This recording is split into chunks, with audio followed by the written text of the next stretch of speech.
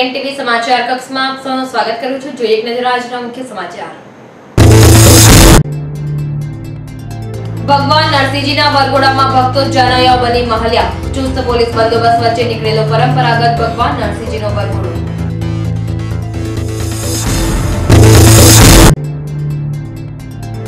વડોદરા ગામનો માથાભારે સરપંચ વીજ ચોરી કરતા કરાયેલો દંડ નહીં ભરતા આજે જીબી પોલીસ દ્વારા ધરપકડ।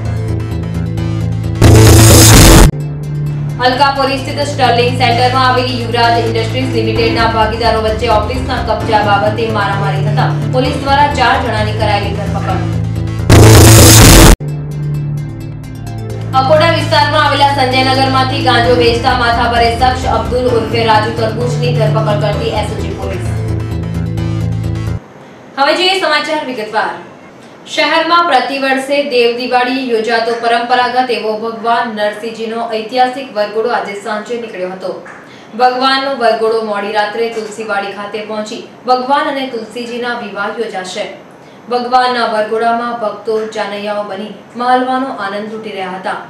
નરસિંહજીની પોળ સ્થિત નરહરિ મંદિરમાંથી નરસિંહજીનો પરંપરાગત વરઘોડો નીકળ્યો હતો। આ અગાઉ ગત આખી રાત્રે નરસિંહજીની પોળમાં ભજન મંડળીઓની રમઝટ જામી હતી।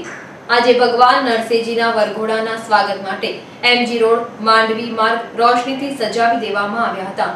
વરઘોડા દરમિયાન કોઈ અનિચ્છનીય બનાવ ન બને તે માટે લોખંડી પોલીસ બંદોબસ્ત ગોઠવી દેવામાં આવ્યો હતો। આજે બપોરથી તમામ અધિકારીઓ પણ સજ્જ કરવામાં આવ્યા હતા। વડોદરા ગામનો માથાભારે સરપંચ ફેબ્રુઆરી 2009ના રોજ સરકાર તરફથી મળતા વોટર વર્ક્સના કનેક્શનમાંથી વીજ ચોરી કરતા ઝડપાઈ ગયા હતા, જેમાં તેમને ₹22,650નો દંડ થયો હતો। પરંતુ આજ દિન સુધી દંડ નહીં ભરનાર સરપંચને આજે જીબી પોલીસે ઘરેથી ઝડપી લઈને કાયદેસરની કાર્યવાહી હાથ ધરી છે। પ્રાપ્ત વિગતો અનુસાર વડોદરા ગામના સરપંચ ભરત અજીતભાઈ ગોહિલ ગત ફેબ્રુઆરી 2009માં સરકાર તરફથી મળતા વોટર વર્ક્સના કનેક્શનમાંથી વીજ ચોરી કરતા જીબી સ્કોડના હાથે ઝડપાઈ ગયા હતા। આ વીજ ચોરી સામે તેમને ₹22,650નો દંડ ફટકારાયો હતો, પરંતુ માથાભારે એવા સરપંચે આ દંડ નહીં ભરતા આજે જીબી પોલીસે તેને ઘરેથી ઝડપી પાડીને તેની સામે કાયદેસરની કાર્યવાહી હાથ ધરી છે। અલકાપુરી સ્થિત સ્ટર્લિંગ સેન્ટરના 4થા માળે આવેલી યુવરાજ ઇન્ડસ્ટ્રીઝ લિમિટેડના ભાગીદારો વચ્ચેના વિવાદના પગલે આજે 3 માથાભારે યુવાનોએ ઓફિસમાં પોતાનું તાળું લગાવી સિક્યુરિટી ગોઠવી હતી। સમગ્ર બાબત પોલીસ મથકે પહોંચતા પોલીસે આરોપી તથા ફરિયાદીની ધરપકડ કરી હતી। પ્રાપ્ત વિગતો મુજબ અલકાપુરી સ્ટર્લિંગ સેન્ટરમાં આવેલી યુવરાજ ઇન્ડસ્ટ્રીઝની ઓફિસ છેલ્લા કેટલાક સમયથી બંધ હાલતમાં છે। આ ઓફિસના 2 ભાગીદારો મુંબઈ ખાતે રહેતા મનોજભાઈ શાહ અને ચુનીલાલ ગફુરચંદ શાહ હતા। આ ઓફિસ મામલે કોર્ટમાં કેસ ચાલી રહ્યો છે, ત્યારે આજે ચુનીલાલ ગફુરચંદ શાહના માથાભારે 3 પુત્રો મિત્તલ, વરુણ અને પારિતોષે આ ઓફિસના તાળા તોડીને પોતાના તાળા લગાવી દીધા હતા અને પોતાની સિક્યુરિટી બેસાડી હતી।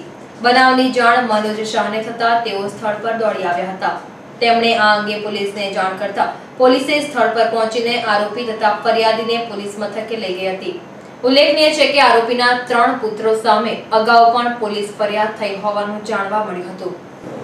અકોટા સ્થિત દિનેશ મિલ પાસે આવેલા સંજયનગરમાં ગાંજો વેચાય છે તેવી બાતમી મળતા એસઓજી પોલીસે દરોડો પાડીને ₹12,500ની કિંમતનો 72.5 ગ્રામ ગાંજા સાથે એક આરોપીની ધરપકડ કરી ગોત્રી પોલીસને હવાલે કર્યો હતો।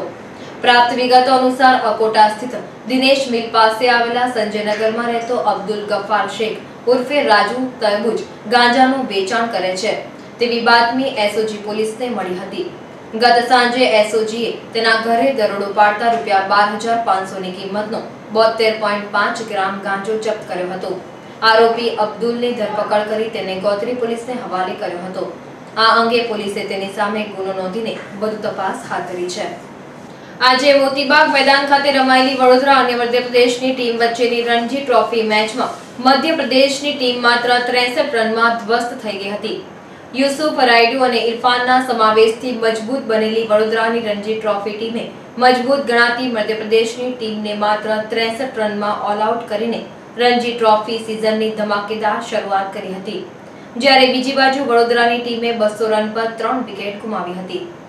શહેરની પ્રથમ મરાઠી શાળા મરાઠી ચિમનાબાઈ શાળાની સ્થાપના ઈસવીસન 1911માં થઈ હતી। આવતીકાલે આ શાળાના 100 વર્ષ પૂર્ણ થશે।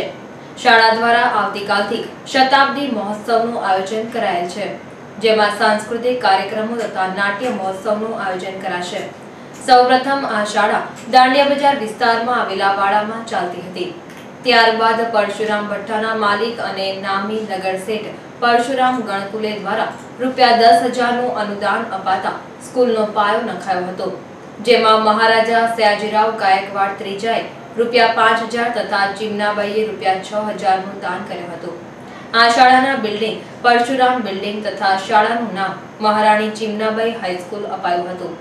આ શાળામાં અભ્યાસ કરનારા તેજસ્વી વિદ્યાર્થીઓમાં सांसद बाळू शुक्ला, क्रिकेटर अंशुमन गायकवाड़, किरण मोरे तथा किरण मोरे जेवी प्रतिभाओं शहर ने आपी है।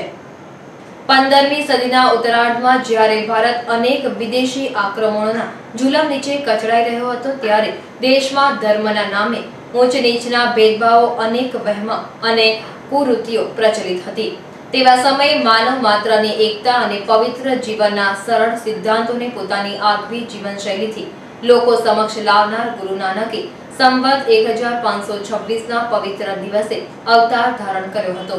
આજે ગુરુ નાનકની 543મી જન્મ જયંતિ નિમિત્તે શહેરના ગુરુદ્વારાઓમાં પ્રાર્થના સભાનું આયોજન કરાયું હતું। આ હતા ત્યાર સુધીના સમાચાર। તાજા સમાચાર માટે આવતીકાલે આ સમયે ફરી મુલાકાત થશે। ત્યાં સુધી DN TVની સમગ્ર ટીમને રજા આપશો। નમસ્કાર।